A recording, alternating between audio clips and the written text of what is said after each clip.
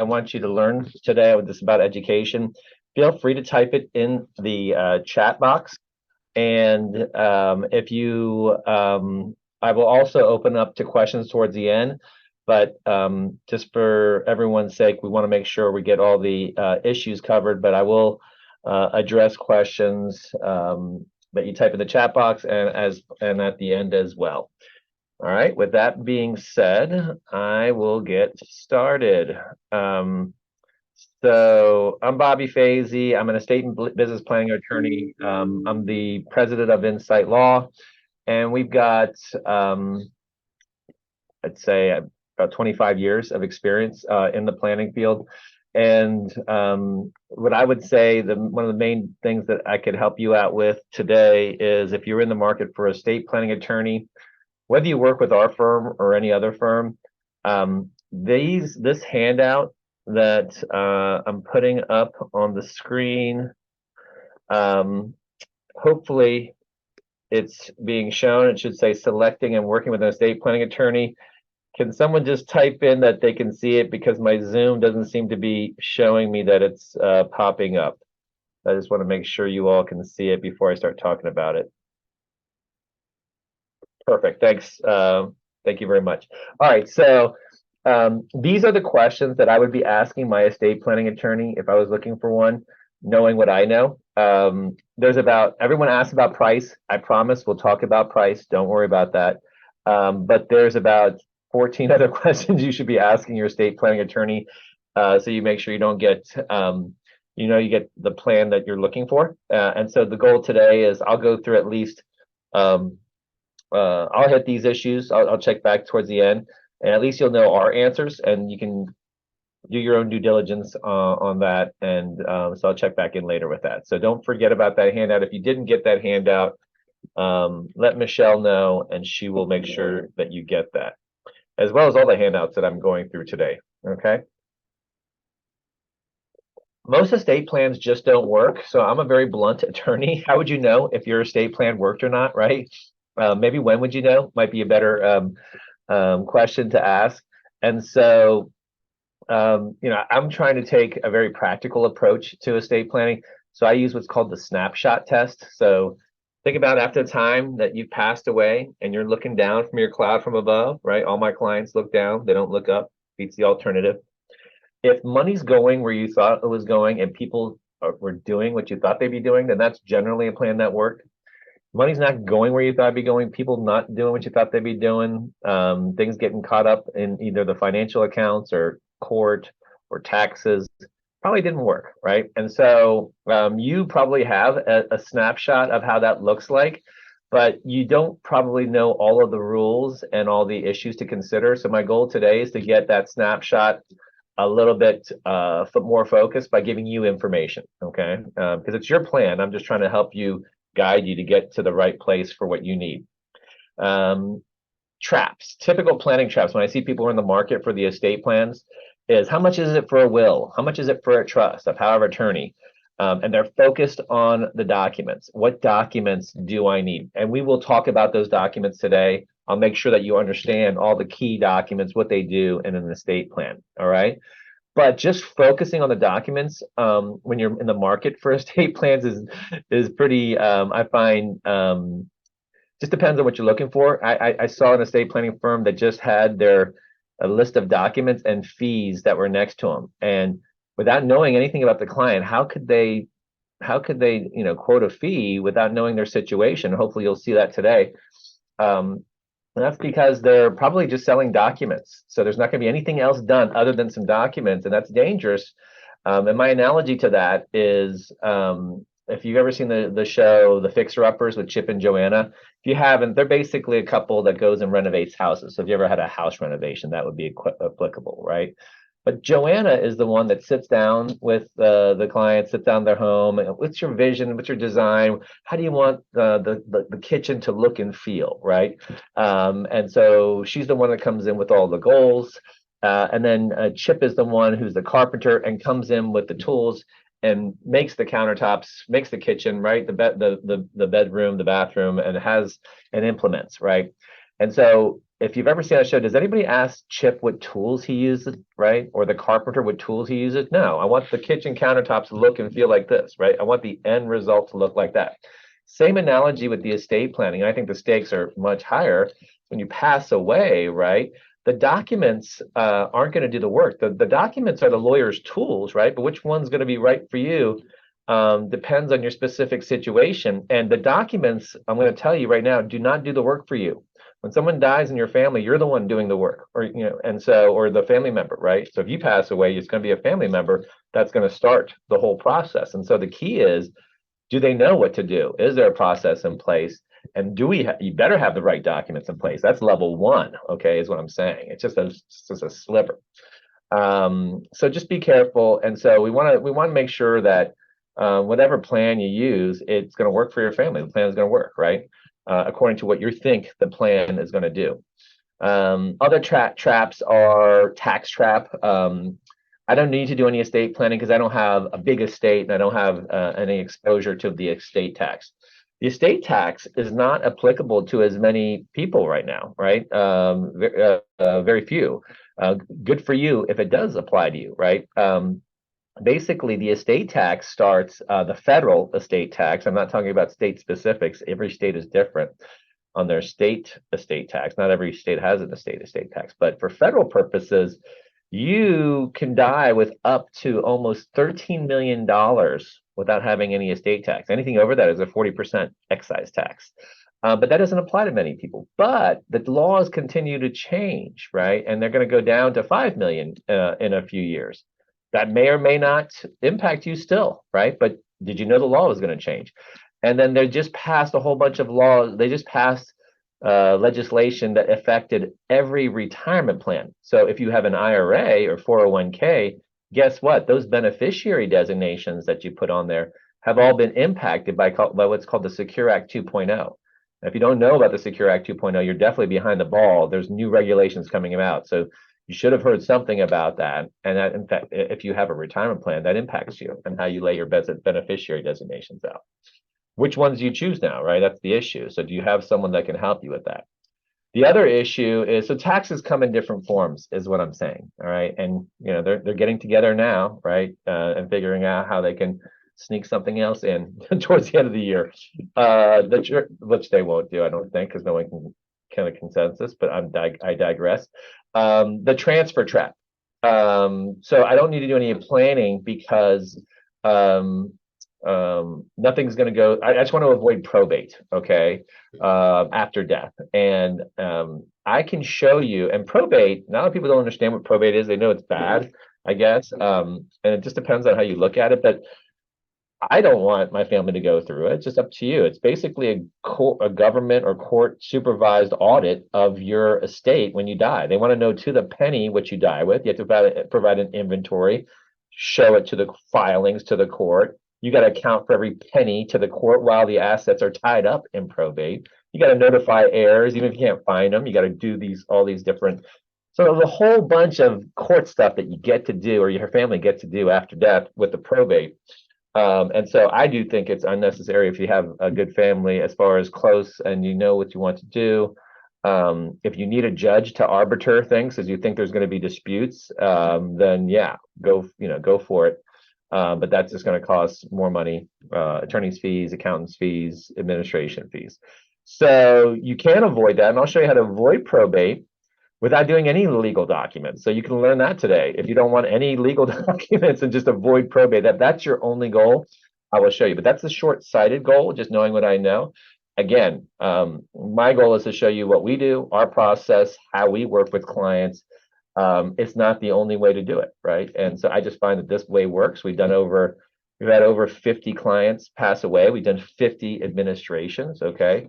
One has gone through the probate process, and that's because there were assets that we told them to take care of because they were foreign assets, and they didn't, and so that was the issue. So I'm like 49-1 on that, and I'm really upset with the one. So I think you can avoid it completely, and we do that regularly. We have a process that does this. I've been on this process here for 16 years, and that I'm going to show you today. Okay. Again, it's not for everybody, but it does raise all the issues, so you can be a good consumer and ask people. So what I find is what's really missing with most people when they're thinking about planning their affairs, right, all their money and their family, is that they don't know all their options, and working with a firm that actually will counsel them on their options and helping you choose the pros and cons with regards to that. And so a lot of people don't know their options, and their snapshot looks like this. They think they got it, but they don't know all the issues. So let me show you what the issues are. The first thing I'd be asking my estate planning attorney, besides their background in estate planning, right?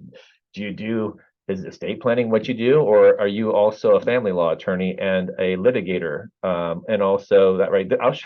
Estate planning keeps me busy enough where I just focus on this, and business planning is a nice complement because a lot of our clients are business owners as well. All right, let's begin with the basics. If you don't remember anything else, remember this definition of estate planning. This is how we define it. I think it's a good definition. It's not in Black's Law Dictionary. It's not in Webster's Dictionary. It's the National Network of Estate Planning Attorneys definition. I'm an instructor there, and I just think it covers the issue. So this is it. The first part of the definition is I'm going to control my property while I'm alive and well, right? Never had a client have a problem with that one. Any plan that's going to take away my control while I'm alive and well, probably not a good plan. Then I want to plan for me and my loved ones if I become disabled, mental disability. So hopefully you never have to deal with this, but this is what I do, contingency planning. So a lot of people become disabled mentally and they can't handle their financial affairs. So estate planning should cover that, rather than it to be a fire drill and a bunch of heightened tension and aggravation where people are sick and now we're throwing legal issues on top of it and court on top of it. That's a great way to live your life, right? So let's get a plan that's going to keep it smooth if we're in that difficult situation.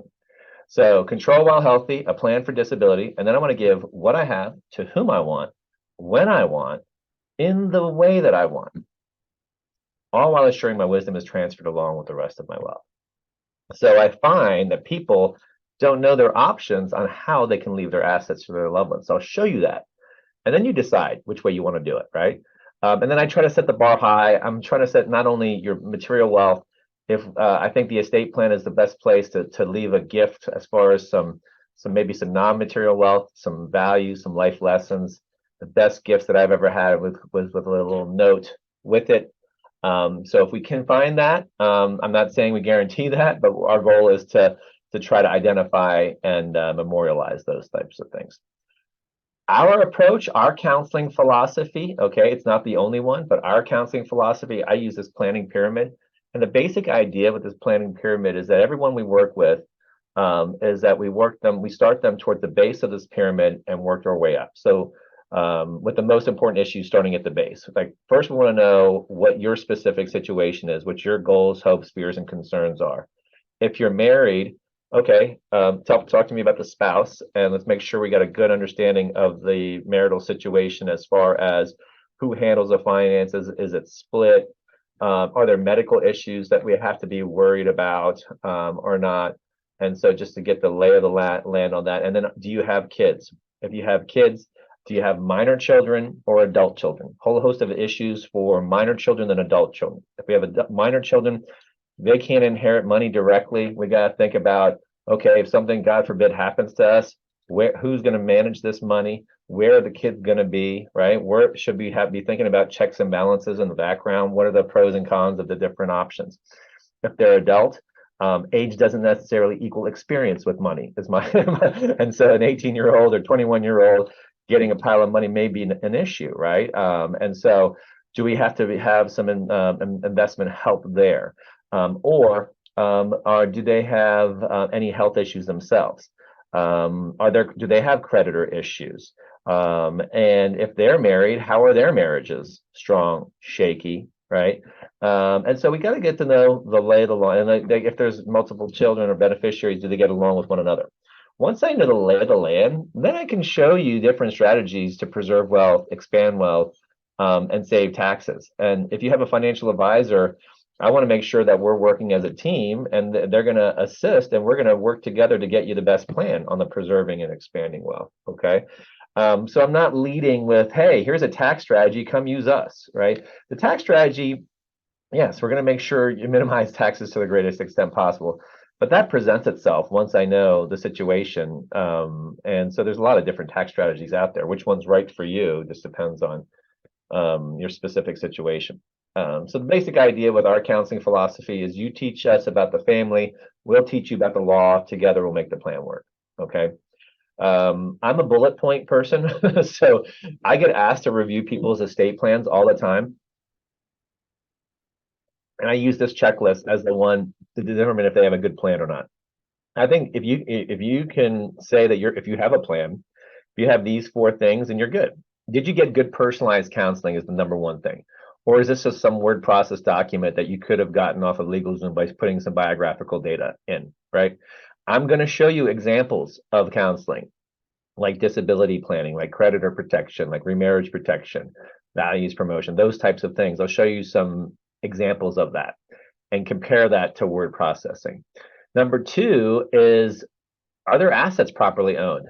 I would say this is probably one of the biggest common pitfalls in estate planning is that people have their legal documents that say one thing and their instructions, but their assets are titled improperly. Okay. And when you think about it, the estate plan is really, as an estate planning attorney, I really got to make sure that's level one, that the assets are going to go smoothly from wherever you want it to go, right? From where it is now to where it goes, rather than and not go where you thought it'd be going. And so there's only three ways you can own your assets. It's in your individual name, jointly, and by contract. Okay.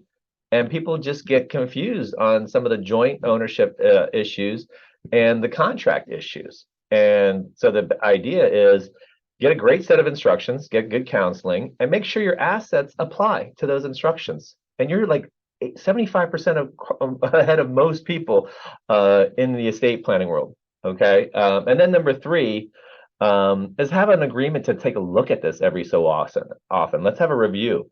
You do your taxes every year. You have to do your taxes, but you do your financial plans. Usually you're reviewing that. You should be reviewing that at least annually. Your estate plan should be reviewed as well. I'll show you how we do that because most people don't want to pay an attorney after they set up their plan. The way it's traditionally done now is it's a flat fee for some upfront counseling. Anything after that is you're on the clock, and people hate to pay hourly. I know that, pay attorneys. I know there's so many studies that are out there, right? They don't believe that the attorney did what they said they did, or they don't think that it was worth it, even if they did the hourly billing, right? So I take the meters off the phone. I'll show you how we do it, and it's optional. I'm not going to have anybody go through our process that doesn't see the value in it, right? That's where I'm at, and so we know it works. Number four is controlled transfer process. And so this is probably why you're talking to an attorney rather than just go and try to do this yourself is, and I'll be very blunt, is that if you were to die today, how prepared is your family if something happens to you today?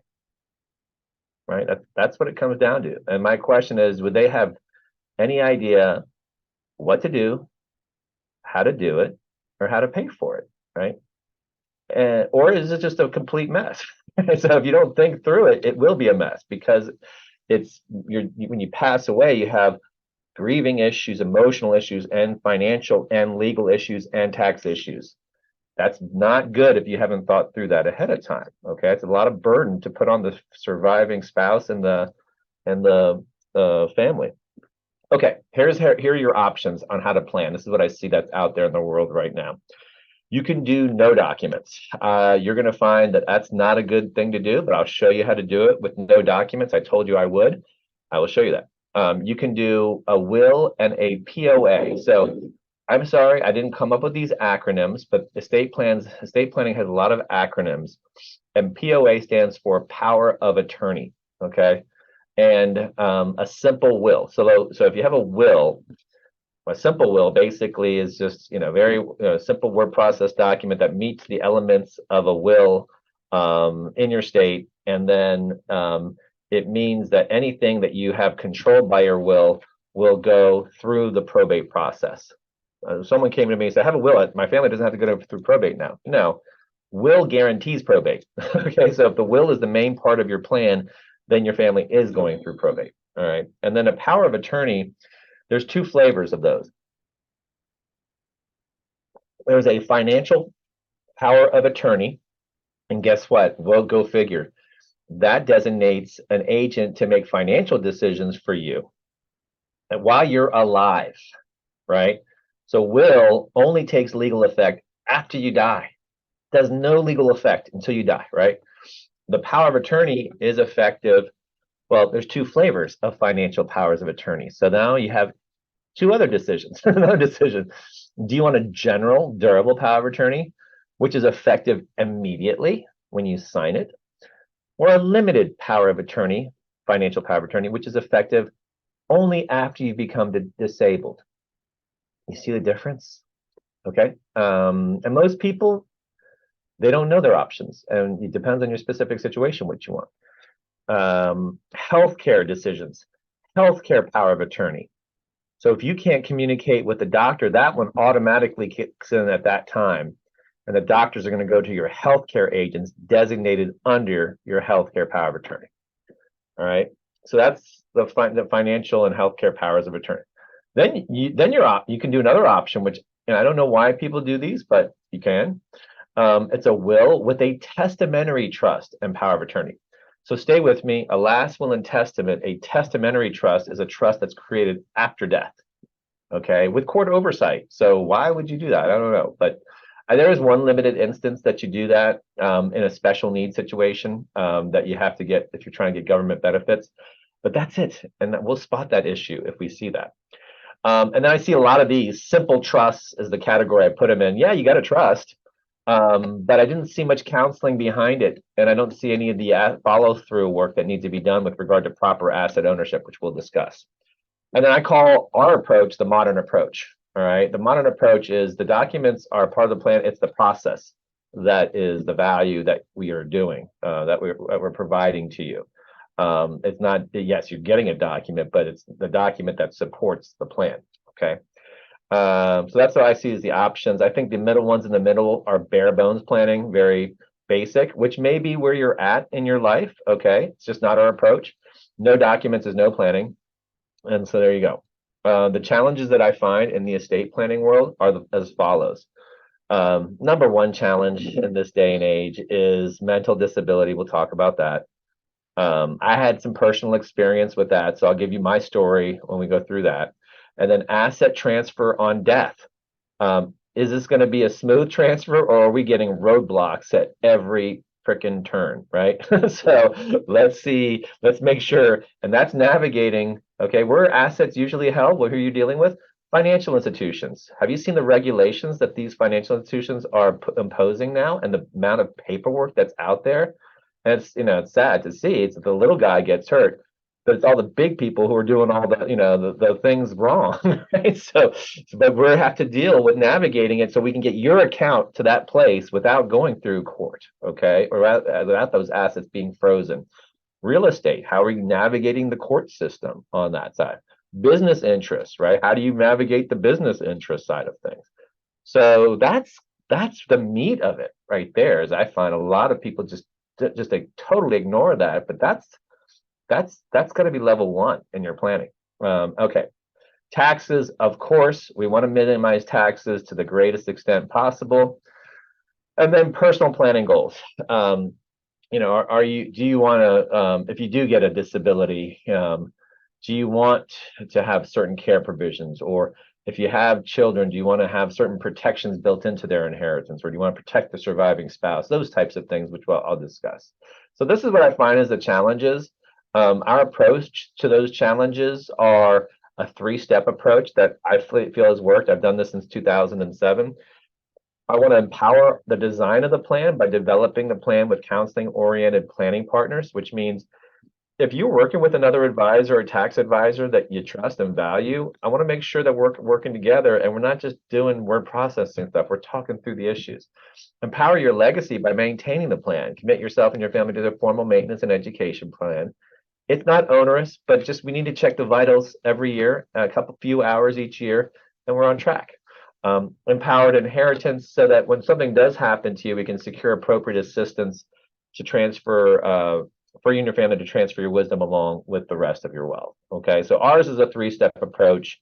I'll show you how to do things if you want to just do it with no planning at all. So, and compare it to our three-step approach. So I'm kind of comparing the different options. So if you only want to avoid probate, I'll show you how to do that without any legal documents. Okay, it's dangerous, but you can do it. You can first you need to know some basics. So if I have a lot of engineer clients, so if you have anything owned in your individual name equals will equals probate. Okay, so just think about anything you own in your individual name. When you pass away, it will go through probate. And a will, if that's the centerpiece of your plan, will drive your family to probate. How do you avoid it without any legal documents? You can title everything as joint tenancy with right of survivorship. Okay, what does that mean? You probably have joint bank accounts and the like. When one joint owner dies, by operation of law, you just take the death certificate down to the financial institution. The surviving owner will get that without any probate. Great. Okay, so let's play this out in a married couple situation first. And so let's say Bill and Mary sample, my favorite clients, right? And they have two kids. And so I always knock off the husbands first. In our plans, you can do whatever you want. Bill dies, leaves and has everything jointly held with Mary. Mary is in the grieving process. Now, Mary owns the account in her individual name. We just talked about if you own things in your individual name at death, then it'll go through probate. So now we're going to burden the surviving spouse to figure all this out and retitle everything so that things go smoothly for the kids. No, why don't we get this done up front the right way? And if you just think you're going to add the kids on or the other people on as beneficiaries, think again, because when you add them on a joint account, they are owners. You're taking all their baggage. If they have creditors, divorce, all that stuff subject. It's not a good way to do it. And they're owners. They could take whatever they want. So just be careful on that. I see people had done that. Not a good way to do it. You can avoid some certain situations by putting what's called a transfer on death designations. And we use this sometimes, okay? But it's not a one size fits all. It's the financial institutions forms that say when this person dies, transfer those assets to that person.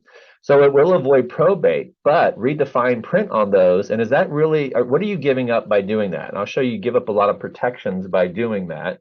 But in some instances, we use it, okay? Small accounts, or it's a stubborn financial institution that we're dealing with, and so more and more I just want to get rid of those accounts with the stubborn financial institutions, because I know what they're gonna cause problems on administration. I'm looking down the line and looking, at the end, really. Okay, and then planning with the box, and put box in quotes. That's if you have, and most people do have IRAs, 401ks, retirement plans, life insurance. Those boxes are the beneficiary designations. Like I told you, you're doing estate planning when you do that. And the Secure Act 2.0 just changed the whole game plan landscape for inherited IRAs. Okay, so you need to know the rules and if you're picking the right options, right? Because usually a lot of people have a lot in their retirement plans, and so you don't want to guess on that, right? Okay, so here's what I find is personal planning goals that people kind of miss when they're not thinking through everything. So these are the things that we go through in the initial kind of counseling phase of our process. Catastrophic illness protection, right? Number one thing that I see, I'll kind of zoom in on that one. These are the other goals. We'll hit those later. So catastrophic illness protection. So let's say you did have that big illness towards the end of your life, stroke, Alzheimer's, right, dementia. Do you have an opinion if you'd rather be taken care of at home or in a nursing home, or you don't care? Right? And so if you have an opinion, where in your legal document does it say what you want to do? Right? If you have a plan, look for that. Right? So most people have what's called an advanced medical directive. And the advanced medical directive is a legal document designating a healthcare agent to make healthcare decisions for you when you can't communicate them to the doctor. It says you can check me to a hospital, you can check me to a nursing home, you can keep me at home, bring home care in, you decide, healthcare agent. If it's that important to you, put it in there, right? And then number two, if it's not that important to you, you're not doing your family any favors, because this is probably one of the biggest burdens. My dad loved us. I didn't do his estate planning. It's one of the reasons why I got into the business. But when he had He had a Lewy body disease, which caused dementia. And so and he was really quiet about his affairs. But his medical directive wasn't worth the paper it was printed on. We didn't know what he wanted. There was no follow-up by the attorney, and we never had a conversation to say, look, hey, if it gets this bad, is there a point in time where, can we make alternative arrangements, or are we going to feel like we, disappointed you, or, don't love you anymore? So you got to have that conversation. And if you have the finances to keep it at home, but sometimes it gets to a point where there's 24-hour care, where even if you have all the money in the world, it doesn't make sense to be kept at home. But if you can, great. And you have to think through that, because a lot of times there's not the financial wherewithal, right? Because in most areas, for a long-term care, this is things that are not covered by your health insurance or Medicare, right? These are things that are activities of daily living that people need help with, where you can't, right, where you can't do things on your own, like getting up, getting dressed, bathing, toiletry, right? Those types of things. Making sure that you're safe and taking your medication. That's not covered by health insurance. And in most jurisdictions, if you need care, it's anywhere from $6,000 a month to like $30,000 a month, depending if you need to go into elevated care, if you have home care in a month. Right. And so that is, I find, the biggest issue today. And so the first thing is just to figure out, what you want. And so would you rather leave instructions for your own care? Let's think about it. And then the next big issue I find with that is, and also make sure that you have access to resources. Like, I'm not an expert on every field, but I know experts. I'm in the network. And if you need people, we can get you coordinated, right? With care managers, patient advocates, those types of things. But one of the biggest issues I find is that, with my dad especially, is when you give up control of the checkbook, right? That is a very big deal. And he was sending checks to the wrong people, and we didn't have a good way to really kind of transition that, right? Because it's a big control issue. So, we use our process, our disability planning process, on the financial side of things. So the first aspect of the disability planning is your healthcare wishes, right? What are your instructions? And then the second is, okay, how does the finances work? And I think 3 critical questions you can break it down with. When am I disabled? Think about that now in calm waters, right? And as you define it, and do you know you have options? Who do I trust managing that money when I am disabled, as I define it? And what can they use the money for? When, who, what? Pretty much. So we use a personalized definition of disability. So yes, most of the legal documents I see say when 2 licensed physicians anywhere in the world say you're disabled, you're disabled. I don't like that approach. I think, is it your doctor? Is it any doctor? And so, yes, you need a medical opinion. But most people aren't getting a lot of time with their doctors these days. It's just the way the insurance world works, right? They're typing in to protect themselves before even looking at you, right? And so the idea is, do we want to have somebody from the family or personal side to be part of that decision, right? That knows you better. And so we call them disability panels, where they don't make healthcare decisions for you. But if we were sitting around a table, who do you trust answering this one question? Do I have the ability to effectively manage my financial affairs? That's the only question they have to answer, okay? And so if it's a married couple situation, it's usually their doctor and a spouse, maybe doctor, spouse, and a second medical opinion approved by the spouse, right? Or if you're not married, a doctor and a friend or a sibling, right? And so the idea is the timing component is going to be like someone from the family is going to notify, and then we get the disability panel convened. Then who do we have a private transfer? This was the assets. Who do I handpick to pass that baton on to? And what can they do? Yeah, I want to stay at home as long as possible, reasonably, or however we want to have it. And I don't give you like a blank piece of paper and say, hey, give me your disability instructions, right? We've done this before. We have checklists to go through and work with you on that. This is just catastrophic illness planning. I'm not talking about Medicaid today. If you don't know what Medicaid is, that's like the last payer of long-term care or nursing home services, right? Where you basically, like I said, Medicare doesn't pick up the tab for that. But if you can show the government that you are penniless and typically less than $2,000 worth of assets to your name, right? Then you can have Medicaid and have them pay the bill. That's a pretty extreme approach.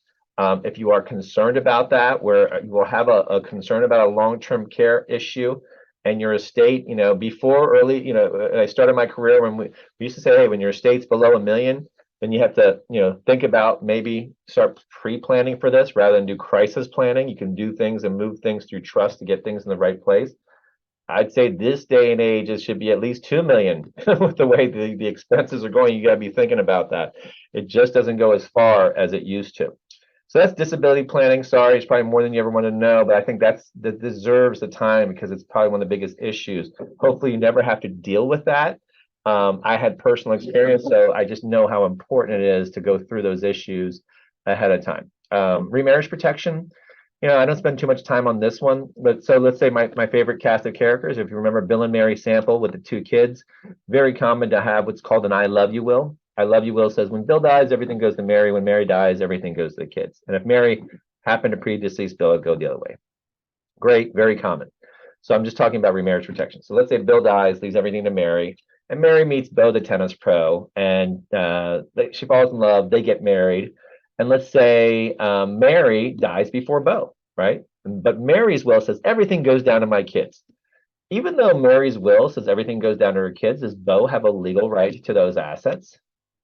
Absolutely, in all 50 states. And it depends on which jurisdiction you're in. It can be from a third up to a half of the estate. I don't care what the will says.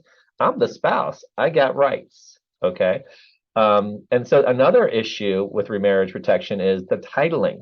So if you remember, I find that the titling basically trumps the legal documents. And so what does that mean is that if the will says everything goes on to the kids, who's usually in a married couple situation the beneficiary of an IRA? When we fill in that box I was telling you about, typically a spouse, right? Spousal rollovers, right? Everyone's so excited to do those. In a second marriage situation might not be what you wanted to do because that doesn't go to the kids. The will's not going to trump. The custodian's going to say the beneficiary is written there. It's going there. Okay, it's going to go to the spouse. And usually married couples have joint bank accounts. The bank account's going to go directly to the spouse. Maybe the life insurance, right? Directly to the spouse. So you got to make sure assets are titled the right way. So if there was a way that Bill could leave his assets to Mary, she could use it for whatever she wanted. But when she passed away, it had to go down to the kids. Is that something that's worth spending some time talking about, right? Counseling, is that counseling or is that word processing? Third is creditor protection. I use my school bus story to explain creditor protection. There's so much misunderstanding of creditor protection that's out there with regard to trust. I'm going to hopefully dispel those myths for you today and make sure that you all understand how these work. Okay, so I'll use myself as the example in the story. All right, so let's say I'm dead in the story. I passed away, and my wife is all distraught for me passing away, driving down the road, gets into an accident with a school bus, not paying attention. It's her fault. Sam hits a school bus full of kids, and let's say one of the kids dies. She hates herself. The world's against her. There's not enough money in my estate to pay for hurt and killed school children, right? It's going to wipe everything out. So this is just an example, okay? So this is a catastrophic creditor. So a couple of different ways I could have left to my assets to my loved ones, okay? And I'll show you the different impact on that, okay? And so when I pass away, if I did a simple will and said everything goes to my spouse when I die, everything goes to my spouse, there's going to be a judgment against her because she hit the school bus. All those assets I left to her are gone. They'll be subject to her creditors. That's gone. I could have titled everything jointly with right of survivorship. What that means is that when I pass away, right, like I told you, everything goes outright in her name. So the house, can they take the house and put the lien on it? Sure.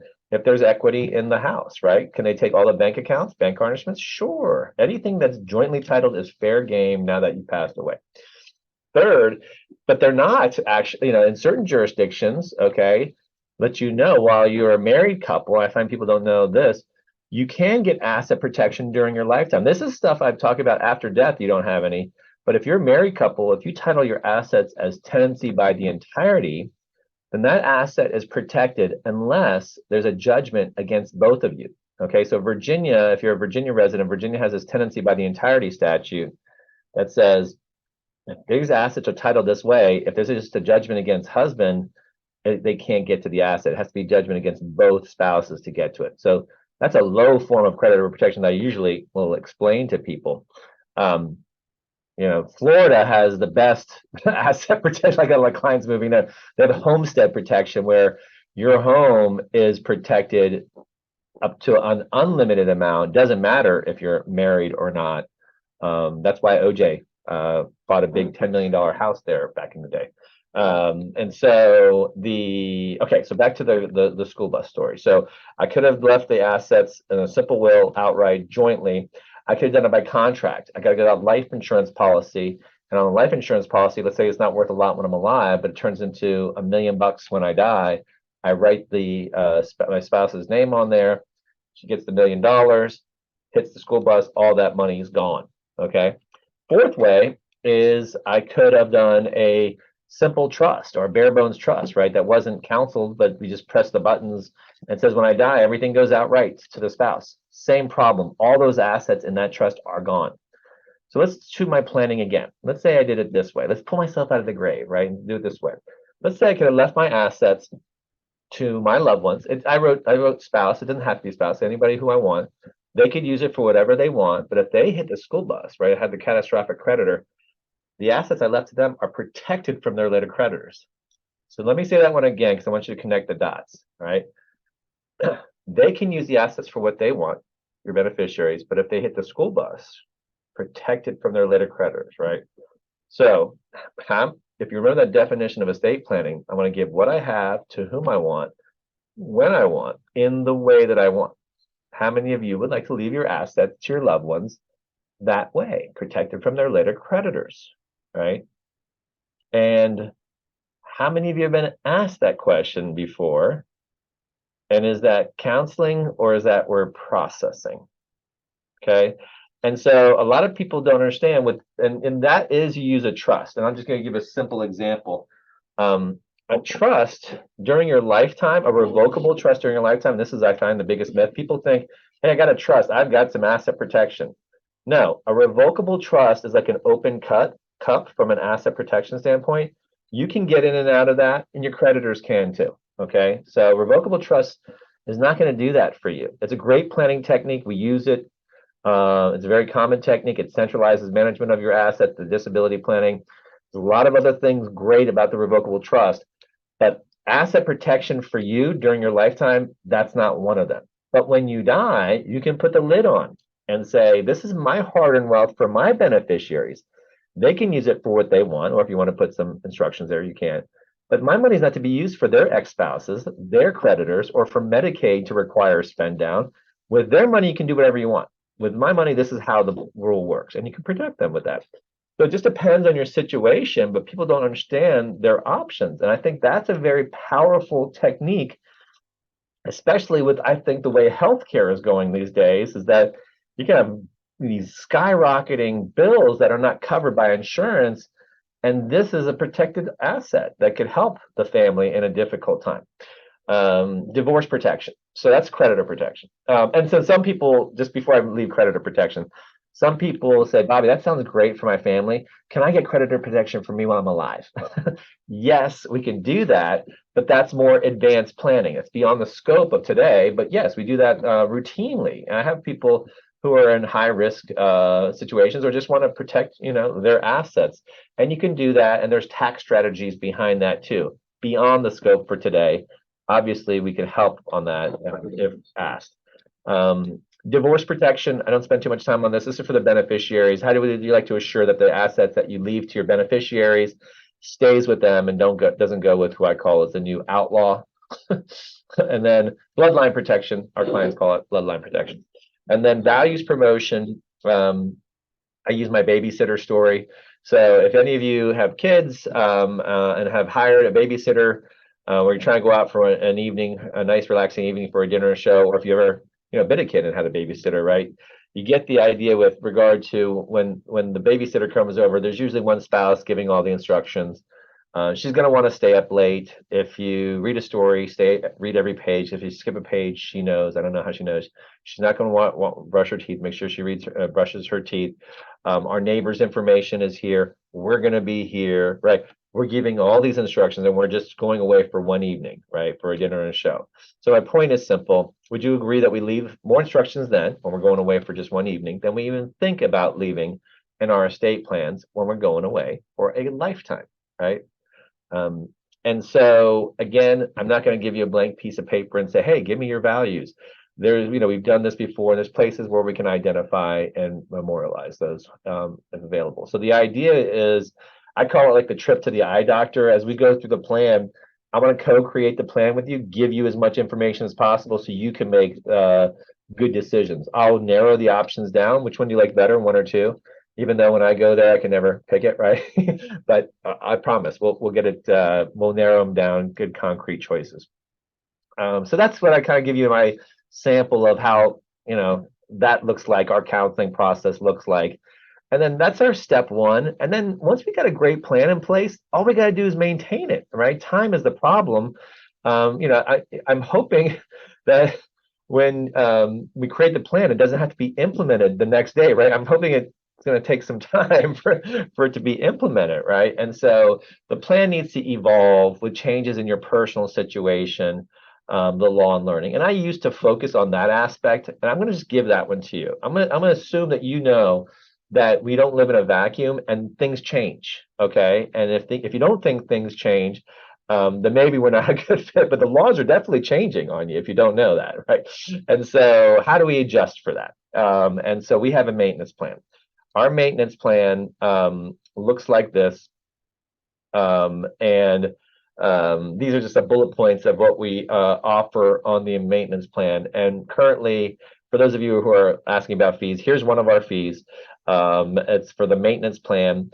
To enroll in the maintenance plan in year one, it's $1,500 to get you set up, and then $995 a year for that, for the annual afterwards. We charge a little bit more for the setup of the get you set up on the maintenance plan. That's not a cost for setting up your plan. Okay, I'll get to all that stuff. This is to get you enrolled on our portal, get you enrolled with a digital executor, get you enrolled on the DocuBank, which I'll show you today. Then you're on $995. So what do you get for that? I'm not going to nickel and dime you for phone calls, emails, faxes, and letters. You have a question, call us. The way we do it, we just schedule phone appointments. I have certain times bracketed throughout the week, so that we're not playing phone tag. Copies, word processing amendments. We don't charge additional for word processing, but we do charge for counseling. So we have an estate planning review worksheet that is an executive summary of your plan. Yes, your documents are there's a lot more to the documents that's there to protect you, but this is kind of like the cheat sheet that has here my current personal instructions. Here are my current trustees, my current beneficiaries, my current agents, those types of things. If you can just make that change there and upload it to your portal, we're good, okay? But if we have to sit down and talk, go through stuff, then that's additional, and you know that ahead of time, okay? But if we're processing amendments, someone moves, changes the name, those types of things, I'm not nickel and diming you. This next one is probably worth the fee in itself. I know it is annual funding double check and ongoing funding support. One of the biggest common pitfalls, I would say, in the estate planning world is that the assets. Now we're going to talk about assets. People are shopping for documents when they should actually be shopping for who's going to coordinate their assets. So what I mean by that is the annual funding double check and ongoing funding support. So as part of our planning, initially, you're going to get an asset review report. And this is a sample one, so that it's an inventory of all of your assets, so that when you pass away, I'm not playing Sherlock Holmes to go find everything. I hit a button, I know where everything is at, and I know who to contact to get the asset over to the right person. So I'm not looking for my next client. I'm looking to make sure that we've got our clients handled, because we want to be there to the end. So that's our mission, is to create a plan that works. And the plan of work to me is, number one, there's not going to be any probate, and it's going to be, our goal is to have a smooth transition, okay? And this is level one. And I find most people don't have that. is a check mark by each asset saying we've got a piece of paper in the file verify that the asset is titled properly.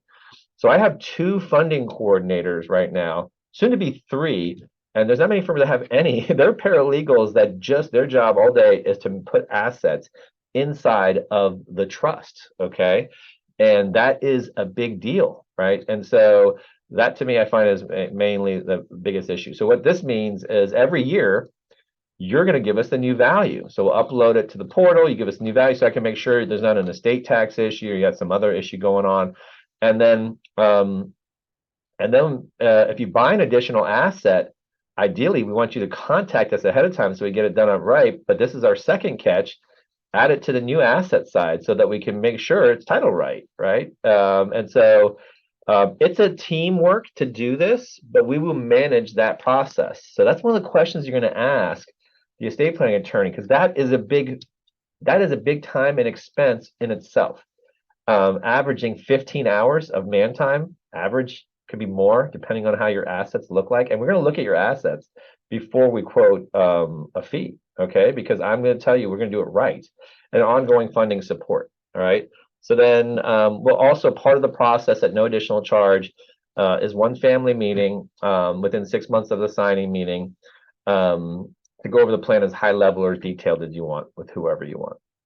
And then every year we provide an annual group client meeting. We've been doing these through Zoom since COVID, where I'm going over what's going on with the laws. The big law last year that was passed in December was the Secure Act 2.0. They had regulations that are still being impacted, and I'm giving my clients updates, and I'm actually doing a client education program in a few weeks on that. I don't know if it's next week or not. I got to make sure, but they wanted it, right? And so we give them those types. But that's the annual client meeting, and also what's going on with the law firm, the state of the law, and the like. So it gets very targeted.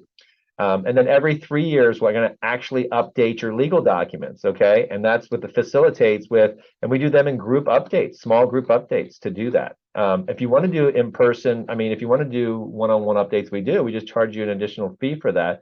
All of that stuff is disclosed in advance, but most people, 95% of our clients are just on the group program. And then group educational programs on different topics. The one that's the main one is the one we do the Saturday before Thanksgiving every year. That's actually coming up. It's called our trustee training program. I see a question there. I'll get to that question in a minute. And so our client dashboard, they asked for, our client advisor board asked for, and we do this. This is the TAPE program. But you know what to do when a loved one passes away, or what to do when a loved one becomes disabled. And so we do those programs ahead of time. I've condensed the situation. Now we're going to start doing more videos. Like if you're dealing with a disability, we go into deeper dives. But the ones I'm giving you the 911 information at that program the Saturday before Thanksgiving. What do you need to know? Who to call? Right. So I don't want it to be a fire drill. Like I don't know what to do if something happens. Right. That's not what we want our families to do. To call us is the first step. And so that's number one. Group educational programs, and they're the different topics. Like I'm doing the one on Secure Act. While I'm on the website, DocuBank membership. So DocuBank membership is like carrying your medical directives in your back pocket. And so everyone gets a card. I'll show you how the card looks like. That looks like this. I tell clients, sandwich that card between your driver's license and your health insurance card, because if you get into an accident and go to the hospital, they're going to want to know who you are and if you can pay. This card has your directives. There's just a member number and PIN number, and you can pull them offline, or anybody can pull them offline 24 hours a day, 365 days a year. There's an 800 number. If you can't get online, call and send it over. The directives, so that you're not scrambling for the directives or having to sign forms that are being shoved at you, during the hospital process. So we have it all laid out. And then the other thing that we have, and I just pulled it down. You saw how quickly I just pulled it down, right? Then also, this is nice. It would have been nice to have a medication list for my dad, where he was on so many different medications. That it would have been nice to have one place where we all could go and knew, or a medical snapshot. But this is not legal stuff, but this is practical things that you need on that side. All right, so I think I saw a question. Let me pull that up before I go back to the maintenance plan. I think I covered all the things on the maintenance plan as well. Okay, so let me go to the question. Does Insight Law estate plan cover selecting guardian for minor kids after parents' death? Is there a possibility to have someone out of state, which is not a U.S. citizen, be a guardian? I mean, temporary. We chose someone in state as guardian till kids receive out of state. Yes. So we have what's called an appointment of interim guardian form that we would complete. And that would be someone that could, where the kids could reside temporarily until the formal probate started. Because, man, if you're in Fairfax County, Virginia, it takes you're scheduling out before the first qualification 2 months. Okay, they're still backed up. And so you really need that appointment of interim guardian for, God forbid that ever happens. And so that's important. And then, yeah, you can have someone who's is not a U.S. citizen be a guardian. That's okay. And then there's another question. So hopefully I answered that question. You can do a follow-up question if you want, but yes, you definitely can do a temporary guardian appointment of interim guardian. That should be part of a good counseling and planning up front. There's a second question. Will I end up paying more taxes if I change my rental properties to an estate? Also, once I pass, if those properties generate income, will that be estate income or the beneficiary's income? So I think you just have to understand how you define estate. So will I end up paying more taxes if I change my rental properties to an estate? So I think what you're saying is if you put your rental properties into like a trust. So let me give you some background. When someone has a will, and that's the basic, and let me go over the basic legal documents so that we're clear on it. So if you do a simple will package, right, you'll have a will, medical directive, like I told you, power of attorney. And so if the will is controlling your plan, then what happens at your death is that an estate is opened after your death. Okay, so you can never transfer anything to your estate while you're alive, although that would be one heck of a magic trick. Okay, so at death that would be towards the estate. However, if you have a revocable trust-based plan, you'll have a revocable trust. You will have a will, but it's called a pour-over will. And I love this aspect of it. The pour-over will is, I call it it sounds nice, right? Pour over will. I call it the legal pooper scooper. It cleans up after your mess. Because I didn't go through this enough. The key with this trust planning and avoiding probate is that when we went to that asset review report, and I'm sorry I glazed over that, this is really important, is that we have a check mark verifying that this bank account is in the name of the trust that we created, the revocable trust. Why? So that when you pass away, the trustee of the trust can control it. It's not an estate because we didn't go to court. It's a trust administration. I'm never in an estate administration. If I'm in an estate administration, something's gone wrong or we did that intentionally, okay? I'm doing a trust administration because I'm not seeing the court, okay? And so if you have rental properties that are in the trust, like the beach house, okay, if it's in the trust, you're not going to pay any more income taxes because there's a lot of different taxes out there too. Sorry. Income taxes, gift taxes, estate taxes. So, but for income taxes, these trusts, sorry for getting technical, are grantor trusts, revocable trusts. Well, grantor trusts, which means they're disregarded for income tax purposes. So it's as if you owned them in your own name. So sorry for the long-winded answer, but you will not pay more income taxes if you transfer your property to a trust, a revocable trust. Okay, but I would take the next question is if you have rental properties, are they owned in your own name or are they owned in an LLC? The trust is not going to give you any asset protection. In fact, all the other trust assets are exposed if someone hurts themselves on that property, right? So my point, being a good counselor, would be like, do you have it owned the right way where I don't want anyone to be able to touch your personal assets, right? So that may be the discussion we talk about there.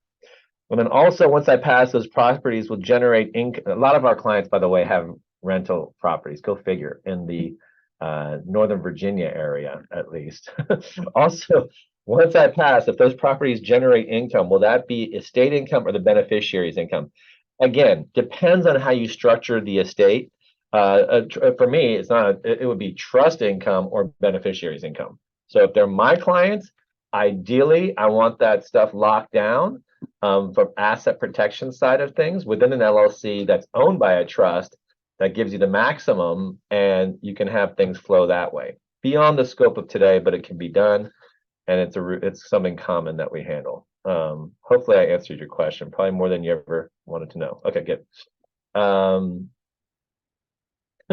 As you can tell, I love talking about this stuff. This is definitely found the right area of law for me. What do you think? So this is our maintenance plan, kind of in a nutshell. Is, look, we want to check the vitals each year. Asset review report, right? We know where the assets are. State planning review worksheet. We have updated instructions. We're miles ahead with those two tools right there, right? Challenge you, if there are any estate planning firms out there that's not part of our. I'm an instructor for the National Network of Estate Planning Attorneys, so we teach this. But who's doing that, right? Like, who's maintaining that stuff? That's big right there. And then every year we have an annual group client meeting, client update program every 3 years, and then family education training sprinkled in between. All right, so we've set it up, we've maintained the plan. Now, step 3 is, hey, we want to secure appropriate assistance for you and your family to transfer your wisdom along with the rest of your wealth. So I don't know what appropriate assistance looks like for you. For me, it's controlling costs, and it gives you full disclosure of the costs in advance, and that hopefully will give you true peace of mind, rather than, what is this thing going to, what does it cost? After death, people trying to figure all this out. So now we'll talk about fees, okay? Everyone's who's focused on the fees. And so let's go. So control costs. How do we control costs in the estate planning world? Full funding. So if I didn't hit this before, if you have a fully funded trust, then that's, and again, I didn't come up with this verbiage. So again, I'm trying to teach you things. In the estate planning world, full funding means titling your assets properly to your trust. So if you have a bank account, right? If you had the Bank of America account, hopefully you don't. I'm just joking. Then you don't want to have USAA. Although, I mean, oh my God, USAA has gone really downhill on the customer service. But we'll talk about that if we go to the next step. So anyway, Bank of America. Check mark means they've retitled the account. It was just in Bill's name. Now it's in Bill's revocable living trust. Or if it's in joint name, we can do different things, right? And we're going to make sure we talk about it in our process before we do anything. But the idea is, if everything is controlled by the trust, then we're not going through court after death, which means that saves me time, and that should could translate into a cost savings for your family, right? So full funding will reduce costs because we're not going to court. One caveat: don't leave here saying the attorney said put everything into the trust, right? Not everything goes in your trust. That's why we have to look at every asset. One major asset we never put into your own trust is your retirement plan, okay? If I change the name of your retirement plan and put it into the name of the trust, that's considered a distribution. That's when taxes are due. Okay, I'm going to help you minimize taxes. So for those, we look at the beneficiary designations, right? And so when we get, this is just an aside, when we ask for verification of the beneficiary designations, we submit the forms out, you'll get the beneficiaries. But a lot of people will just send us a statement. Where on your statement does it ever show your IRA beneficiary designation? No, right? You got to make sure those are up to date, right? So you got to ask the advisor or get that area of the website that has the beneficiary designations, and make sure you got them right, because there's tax implications to that. Okay, so full funding. That's what I mean by that. That'll reduce costs. We're not going through court. Proactive trustee and beneficiary training. Hey, we've done this before. We have a strong process. As long as the people who are following you in line follow the process, know the game plan, we're going to be fine. That's going to reduce our expense, and they're going to follow the process. It's going to translate into a cost savings for your family. And so we do those education trainings, right? And so I'll tell you honestly, the challenge for me now is, how do I motivate the beneficiaries to come to those, right? How do I get you to help me motivate them? Because usually they're motivated when these are situations where there's a diagnosis and there's an illness. Now they're really focused because they're too busy with their lives, right? Or there's a terminal diagnosis. Now we got to scramble, right? The goal is, hey, in calm waters, let's just know who to call, the basic 911, so that I'm not trying to overwhelm you, but just let's have some basic talking points beforehand. So that's what we're focused on now with our client base. And then successor trustees hire. So if you're on our maintenance plan when you pass away, we can't lock your families into using us to do the administration, but we're looking at the whole picture. We'll do it for that. We'll do it with them and coordinate the process. But they have to hire us. Okay. Some of my families want us to lock them in, but we can't. I can't ethically bind them to do that. Okay. And so this is just what is funding. This is a little visual. It just moves all the assets into the trust. Okay. So full disclosure of the cost. Let me go through the fees, typical fees. I'll go through our fee ranges. So there's three factors of every cost for every estate plan. The cost of the initial setup, the cost of updating, the cost after death. No one talks about the cost after death. That's where it's usually back end loaded, especially in will planning. So let me go there first, and then I'll work my way backwards so that you know how that works. And I'll show you how we do our fees. But typically, and I'm just using Fairfax County here. Every county in Virginia is the same. I got Maryland on here too, and Florida. We'll go through them. But this is after death, and if you go with a will-based approach. So if you have a will in Virginia, typically what happens is someone's going to name a family member as the executor. They don't know what to do. They hire an attorney. The attorney charges these rates. They don't always charge these rates. Sometimes they'll charge less. Sometimes they'll charge more. But I find more and more these days they're just charging right up to the maximum. And so let me show you what Virginia says. Virginia says, hey, we attorneys can charge reasonable compensation. What is that defined as? Reasonable compensation in the probate world is while the assets are tied up in probate, 5% of the income receipts are as a reasonable fee. So if you have $1 million going through probate, and let's say it's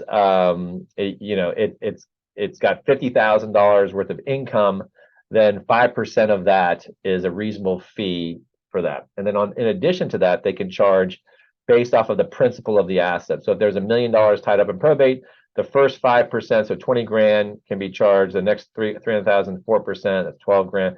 So they can charge based off of that schedule. It's a percentage-based deal. And I love paragraph L says the commissioner, that's commissioner of accounts, that's the court, may increase or decrease the compensation in exceptional circumstances. Factors to be considered in determining compensation include the nature of the asset, the character of the work, the difficulties encountered, right? So the more work, the more out of whack the estate is, nothing's titled right, it's going to cost more. And so that's that one. Maryland is 3.6%. It's 20%, 9% on anything up to 20 grand, but then 3.6% of anything after that. Whoops, I had that. All right, so that's Maryland. And then I got Florida in here. Why do I have Florida in here? So Florida, there's two teaching points for this one. I'm not assuming that anybody lives in Florida or has property there, but if you do, that's fine. We do have a Florida attorney on the team. But the idea is this. It says trustees, attorney's fees. So Florida has a strong senior lobby. Would you agree? Some people call it God's waiting room. Okay, so there's a lot of people who retire in Florida. Seems to be a lot of my clients moving down there because of the state income tax rules and the like, right? But the idea behind this is because they have such a strong senior lobby, a lot of seniors live there, they're very consumer protection oriented towards seniors. And this is a statute that says attorneys who are doing a trust administration, because there's other things were probates. That's if you took the will. Most of my clients say, hey, we want the trust. And so if you do the trust side of things, there's two teaching points here. Number one, a lot of people think, hey, I created the trust. When I die, everything just magically happens by itself. The family doesn't have to do anything. No, that's not reality. Okay. Death is a major life event, right? Every one of your relationships have to have closure. We got to transfer everything. We don't have to go through court, which saves us time and money, but you still passed away. We have to think about how many usernames and passwords you have. Not that I want them, but think about that. We got to take care of everything, right? And so there's going to be work to be done, whether you do a will or a trust. It's just a matter if you want to go through the courts, and that would cost more to go that way. So that's that. The second teaching point is that paragraph 3 is the key paragraph. It gives you an idea, because it's such a consumer protection state, of what the market rate is for attorneys to do a trust administration. Basically, I'll boil it down. I'm not going to read all the legalese. It basically says the attorney can charge 75% of what they could have charged on a normal probate. And that's good. That's reasonable compensation for a trust administration. And so Florida is lower than Virginia. So they give you this schedule. And of course, I'm going to give you that schedule. It's all in your handouts. But that schedule is on percentage base, right? So if you have an estate between 100 and 900 grand, the first 3% of that the 3% of that is charged under the Florida laws. And so if it was a trust, you get a 25% discount on that.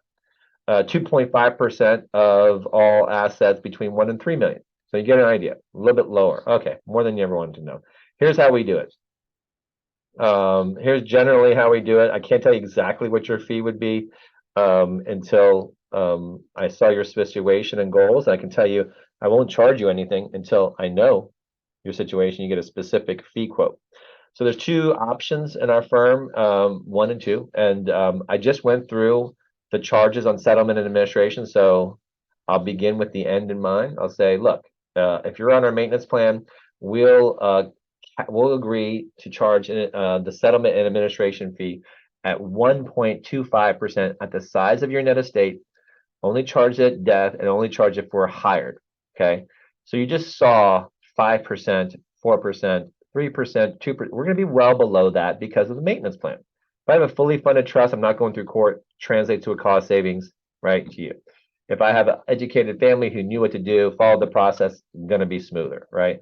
Updated legal documents, no more than 3 years updated, and has all the latest instructions, great. If you have a financial advisor and our back office is in the sync, great, right? That's the maintenance plan I told you about. That's the $1,500 setup and then $995 a year. For the upfront cost of setting up the plan, and typically that's going to involve, that's obviously the counseling that we talked about and the design we talked about, but the documents that are supporting that plan are typically trusts, medical directives, powers of attorneys, pour over wills, and the like. But we're also doing the funding of it, okay? So you have to look at the assets too. And so our ranges are, our minimum on the option 1 is 4,000. It's 0.5% on the size of your net estate, subject to a minimum of 4,000. Our maximum there is 13,500. Where you land on that depends on your assets, your goals, and we would tell you this is what you're looking at. If you have 10 pieces of real estate and multiple jurisdictions, we're going to talk, right? I got to coordinate all that because we want the plan to work. Option 2 is a little bit less, it's 1/3 of 1% on the size of your net estate. Our minimum is still 4,000. Our maximum there is 11,000. I don't care which one you take. The second option, we charge 2% on the back end versus 1.25%. So as long as you know your options, most people take option 1 because the numbers work out that way. But to me, I just make sure you're making an informed decision. What's in it for me? Or 2 questions that most people ask me, and you may have asked. I'm going to check. Okay, will that $995 fee ever change? And if so, when? And so, yes, it will change. We raised it $75 last year, okay? And we didn't have a fee increase for 5 years before that. So I'm not raising this thing out. We've got about 350 families on our maintenance plan. We've got a team of 11. We're adding 2 more team members over the next year. So we have the capacity as well on that side of things. But yeah, we got to keep up with inflation and the like. And so they will raise gradually over time, but it's not going up thousands of dollars. Okay. It's $75 this time. And then what happens if something happens to me, right? I have more people worried about my health and welfare than I've ever had in my life. I wouldn't be a good estate planning attorney if I didn't have a good succession plan in place. So right now, I have an external succession plan with one of the other attorneys, Ed Clay. His bio should be in your materials. That has agreed to take over my clients if I get hit by the bus, and I've agreed to take over his. Until my internal succession plan, I've got some younger associates that need some time before they get that path to partnership as well. But we're on the path there. Just probably about 3 to 5 years on that. And so this is all my business model. I'm just showing you. It's very straightforward. The upfront counseling and design, I don't have, like, I call them will mills. I'm not looking for 1,000 clients this year. I'm looking for 60. I want more detail work, more custom work, better plans, better relationships. The maintenance and education program, that maintenance fee is definitely a loss leader. Okay, just doing the asset review report in its own is probably taking enough time that we're doing every year, rather than going out and finding other cases where we're doing the follow-ups and the like. We got to do both, right? But that's why we invest back into the process, into the business, and we're hiring people, getting into technology more, right? And we're getting more client referrals, which means we're doing something right on that side. And we have a very high retention rate. It's optional. I'm not going to force people to be on a maintenance plan. So we have like a 98% renewal rate on that. And it's there so that we know the vitals, so that we have a smooth settlement on the back end side of things. So that's how we charge. What we charge you, I just need to know your specific situation, goals, and our process really supports that. The process is as follows. You're here at the initial client orientation meeting. If you're interested in exploring further, the discovery dialogue is no charge. You would fill out your personal information form, and make sure you understand why I need a personal information form. Is we need to know how things are titled, right? Because I'm doing this. We're going to do this the right way. So you got to let me know how assets are currently titled, how they're owned, how the real estate's owned, how the beneficiaries are currently titled, so that we can go through and make recommendations on that, right? So that's why it's really important to complete that personal information form and take your time with that. Everything kind of flows from that, and then we'll do a goal setting exercise with you. You'll be with a paralegal at that time, or one of our associate attorneys. They'll answer any questions that they can answer for you, and then gather any questions that I need to be ready for at the initial interview. That's the stop sign where we decide if this is a good fit, specific fee quotes, scope of services. Do we want to work together? If everything looks good, then we do the first half of the design fee is due prior to the design. We do the design meeting, is that trip to the eye doctor. And then there's a delivery, and I typically will do the design meetings or another associate attorney.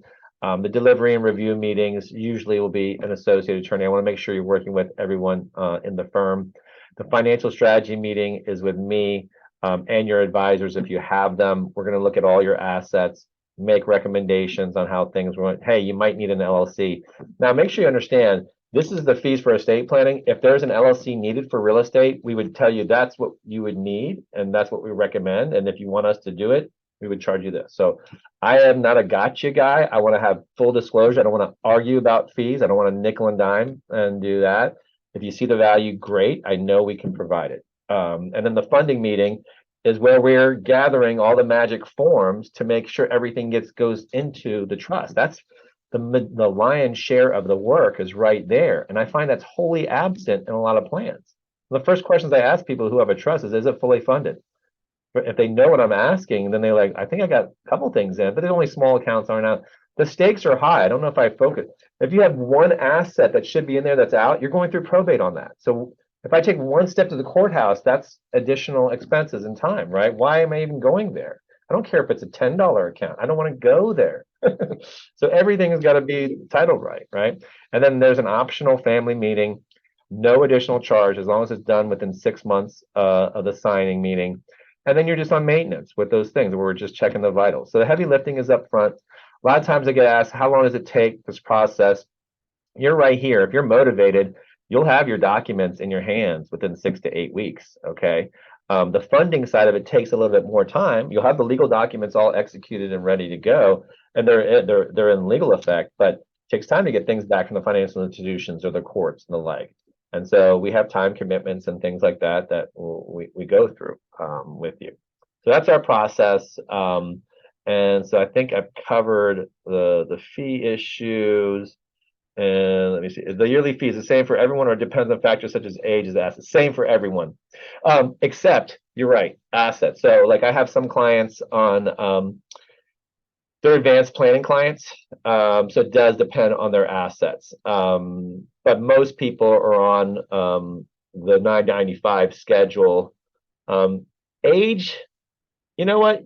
You did bring up a good thing with age. So our clients that are aging, right? Some of them, they have to come. You have to come in to sign the legal documents, typically, or have we have some type of process to do it. If they are disabled, right? So we've come up with, this is just natural extensions of the business process, or the process of the firm, because of our clients needing it, is we have called a special delivery plan. So if we have to come out to your house or make special arrangements, we would get that squared away in advance so that, hey, they can't be on a normal update process. So age could be a factor on that side of it. But yeah, the assets, we'll let you know. You'd know that ahead of time. But if it's, like if I'm maintaining your LLCs and we're doing annual minutes and stuff like that, that's going to be additional, right? But that's for LLC stuff on that. So hopefully that answers your question.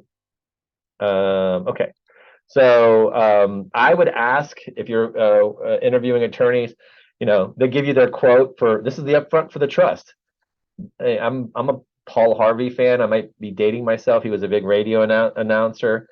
And he would always say, what's the rest of the story? So, ask him about the rest of the fee. So what are you going to charge me for the trust settlement administration? You know my fee, right? And they say, I can't tell you that. I die today. Here are my list of assets. What would you charge my family, right? And you probably won't like what they have to say. On disability, what would you charge? So our process kind of skirts major issues and really reduces that. Death tax returns, that's part of our 1.25% if they're necessary, and they're becoming more and more necessary even though the estate's not taxable. There's something called portability, which is beyond the scope of today. And then this is my trick question to the asset attorneys: how much do you charge for probate services? What percentages of your trust-based plans wind up being probated? Ours is that one case. So we want to make sure you got that. And then traditional, so the cost after death, these are those fees I was kind of going through, kind of a summary. Ours is below if you look at the whole plan, right? And that's what we're looking at. So hopefully that gives you an idea of controlling costs, full disclosure of costs, and true peace of mind. But this is the deal, at least with our firm. So traditional planning versus modern approach. I think someone asked, is it a good idea to start the process in your 30s, right? So it really just depends on your situation and what your specific goals are, right? Do you have, who are your beneficiaries? Are you married? Do you have kids? What type of assets do you have? What's your, health situation? Do you have any backups and the like, right? I mean, if COVID has taught me anything, it's like anything can happen these days. So I have people who are all over on the age side of things. And so, my point is with my clients is that, I want the plan, if you're working with us, I want the plan to be able to be implemented, tomorrow, right? I hope it doesn't have to be, but we got to be ready every day, right? I can't stand the fact, oh, well, just wait 3 more years for that person. What if something happens? Then I can't live with that, right? So it just depends on your situation, your goals, and what you're trying to accomplish on that side. Our process definitely covers all of the issues and is comprehensive. If you're just looking for basic documents and getting your questions answered and just know the risks of that, then go with that. Our approach is the modern approach. We're looking to counsel you on your different options, make the best decisions. Funding, make sure the assets are titled properly. Number one, I think, mistake most people have. Maintaining the plan, now that we did the heavy lifting. And I find people in their younger ages have a, kind of a situation where it may be more efficient for them to set it up earlier. That's up to them. Updates, if you like the education, we're big on education. And just being there for the family on disability events and helping them through that. Where they have a resource, and then surviving spouse, supporting the surviving spouse during the settlement as well. So that's just comes from years of doing this and knowing what people want. The next steps are, like I told you, that discovery meeting. It's no charge. You just let Michelle know that if you'd like to do that. If not, that's fine. Hopefully, you got some good information for today. And then they're going to ask you to identify some key roles. We'll do some goal setting exercise as well. We're going to help you if you have questions on, I'm thinking about this person as a healthcare agent. What's the good, what are some good characteristics of a healthcare agent, right? That might not necessarily be the same person that you would trust managing the money if you became disabled, right? Good healthcare agent for me is someone's going to be a patient advocate who's going to ask the doctor the tough questions and like honor your wishes. Find that trustee doesn't necessarily have to be that same type of person. They need to be able to at least they don't have to be a financial whiz, but at least be able to manage the key areas and identify those issues. So we want to make sure we get the right people in place. You just want to think about them, and then we'll talk through those issues. So those are the next steps. Any questions or comments before I conclude? I'm right at about an hour and a half, so I think got into that area. So thank you, everyone. Hopefully you got some good information. Oh, let me check my sheet and see how I did. Promise you I'd check and see how I did on this. So this is what so I would be asked the attorney, right, their background, experience in the planning field. Our percentages in estate planning is about 60 to 70%, and then business planning 30 to 40%, just depending on that year. How do you define estate planning, right? Control while healthy, plan for disability, give what I have to whom I want, what I want, in the way that I want, all while assuring my wisdom is transferred along with the rest of my wealth. What's your counseling philosophy? That's that planning pyramid. You teach us about the family, we'll teach you about the law. We'll co-create it. I showed you our process chart. I would ask them, I find process produces predictable results. So if they don't have a process, that should be a red flag, right? I call our process engineer tested and approved. Engineered clients are tough clients, but actually they're great to work with if you have the process, and it's very easy to communicate that way. And how you counsel with me to design my plan. That is the things that I've been telling you about. I usually use stories and visuals. Hopefully that's communicating. I can talk in legalese, but I typically don't like to with clients unless you want me to. This is the big one. How do we assure that my assets are controlled by my instructions contained in my planning documents? That's the funding question. That's important. Okay. Who's responsible for this coordination? You or me? That's us in our firm. Big deal. Okay. How do we assure my plan stays current with changes in the law? That's our maintenance plan. What is the level of involvement of my family in the planning process? So, every family is different. I totally get it. I find more communication, transparency is better, but we'll work with the family dynamics. How do you charge for services? I told you how I did, and I would ask them specifically, how much will my estate be charged after I'm gone? Okay.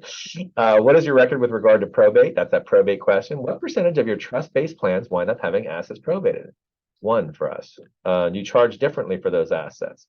If they didn't disclose it to us or didn't do what we did, yeah, because I explained it to them up front, and we'll make sure that for us. But if it's them, make sure that they know, and you probably will be charged differently.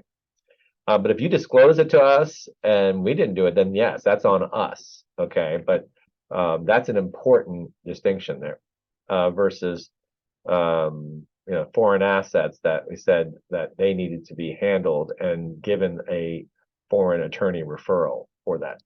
Do you handle the filing of the death tax returns if they're necessary? Yes, that's part of the deal.